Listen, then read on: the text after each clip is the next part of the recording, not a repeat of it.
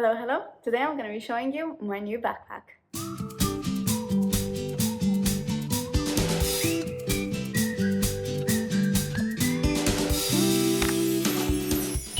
So I've been hinting at big travel plans next year, so the first step towards that was getting my new backpack. And I went with the Osprey Kyte 58L. It's absolutely huge. But I had no idea on where to start, and I wanted to find the absolute perfect backpack. So I spoke with their customer service team, and specifically Gemma was really helpful, and she recommended two bags. It was this one, or I'll leave the other suggestion here, but this one was the better option for me personally. It was way more adjustable and better suited for someone with a smaller frame, which is what I was looking for. Also, just putting it out there, this video is not sponsored whatsoever. I paid for the bag with my own money, just putting it out there. So the main features that I wanted were adjustability, opens like a luggage, and suitable for a small frame. And this bag was a check, and check. Firstly, I'm not sure about the men's, but the women's come in two different sizes. So it's either the extra small to small or the medium to large. I went for the extra small to small. The fact that they had men and women's bags was already a big plus for me, because the women's tend to be made for less broad shoulders and just a smaller frame in general, which is what I was looking for. They also come with an Airspace back panel, which is meant to offer adjustability to the torso and offer a close to body carry, which is meant to help you carry your heavier loads. Well, we can test that out in a second.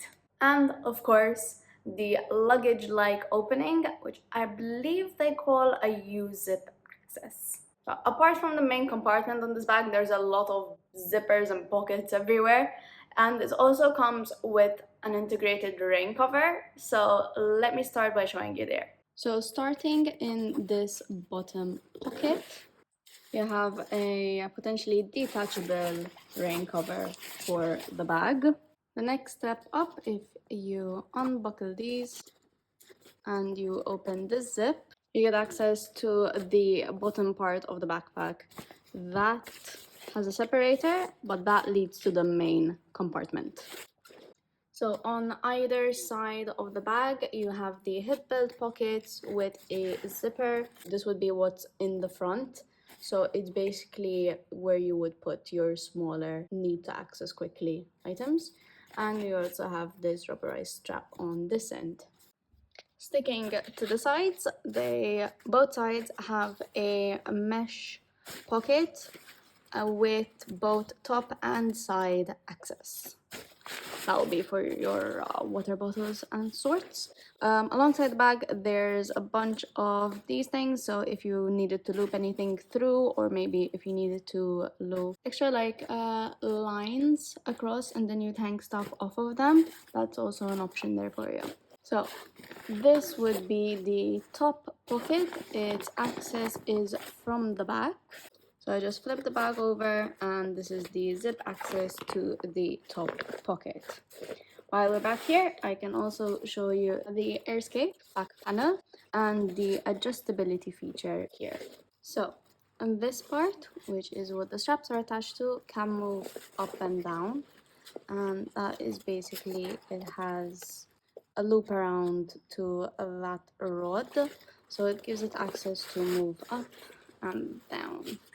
It's a bit hard to do with one hand, but I'm sure you get the gist. Then apart from that, you can also adjust where the shoulders would land by pulling on these. And that adjusts the straps. So back to the front, I've just unclipped these, and that's the top pocket. You now have better access to this pocket right here.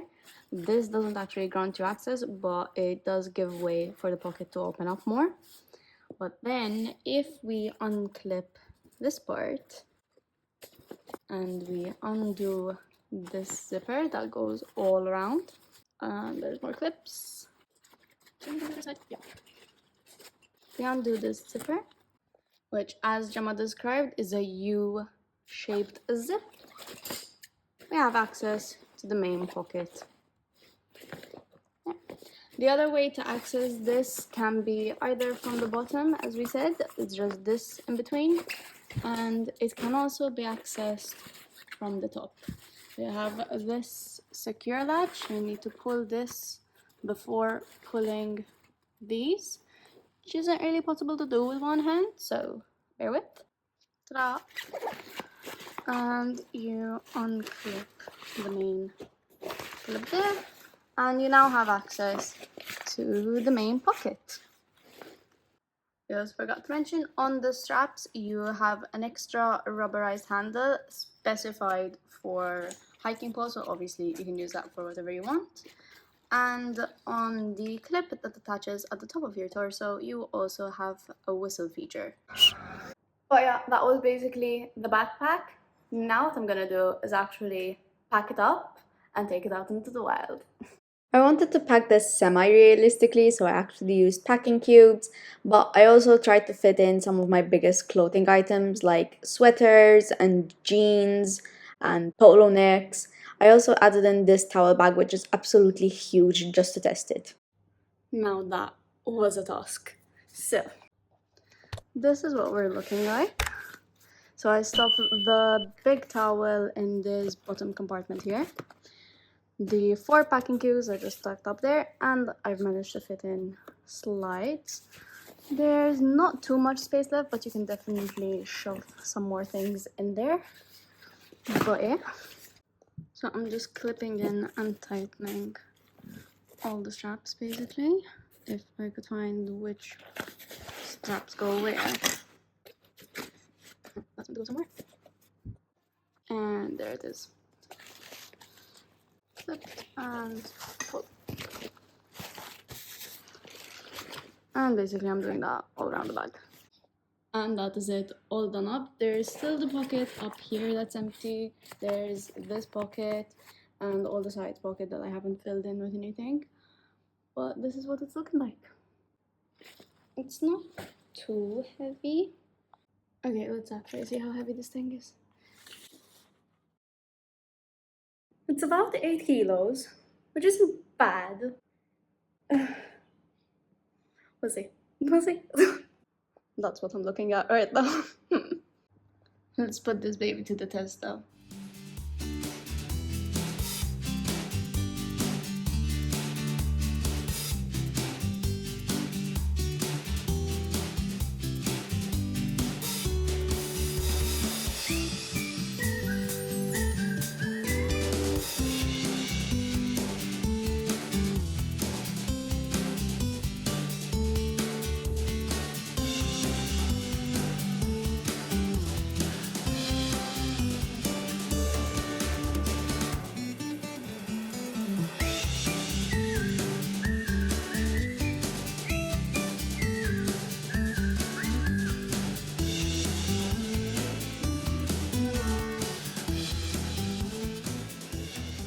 Okay, so there's this side pocket here. It's meant to be so you have easy access to your water bottle, but I don't know if it's my water bottle is too big or what, but I need to do that to be able to reach it. I mean, carrying 8 kilos for a prolonged period of time is never going to be easy, but with this bag I think it might be. So I think most of the weight goes on the hip belt, but not in the sense that it's going to hurt your hips instead of your back. More like it's more evenly distributed, and I definitely think that that close to back carry system that they have does help. We went up backpack only, but like under the seat backpack, so no hand luggage, when we went to Scotland and Newcastle, and you can watch that well, one of the other sides. But we literally couldn't bear walking for more than 5 minutes without complaining that our shoulders or our back hurt. But with this, I stayed with it for like a solid 20 minutes and no pain. So something is doing its job. But yeah, I'm also going out backpack only for my next trip, which is coming up in like a month. So I've already hinted where I'm going, and some people have already guessed on a short I posted earlier in the year. But if you don't know and you have any guesses, drop them in the comments below. The verdict? I'm definitely keeping it. Like, I'm 100% keeping it. I think it's a very good option for anyone with a smaller frame or anyone in general that's smaller. They've had about 10 years to perfect this thing, so yeah, it should be perfect at this point. Just as a note though, I didn't actually order off of the Osprey website. So I spoke with the customer service team about shipping, and they're like, no, we don't ship to Malta, but we do have a carrier in Malta, like an actual shop. They carry like 5 bags, so this was not one of them, so I actually had to order it off of the German Amazon, and I'll leave a link in the description for you if that is also your situation. But yeah, got within like 2 days. So that is all from me. If you want to see more of my face and my other videos, don't forget to like and subscribe. Got some real exciting travel plans coming up, so make sure you actually subscribe and turn on the notification bell as well so you don't miss it. Thank you for watching. Bye!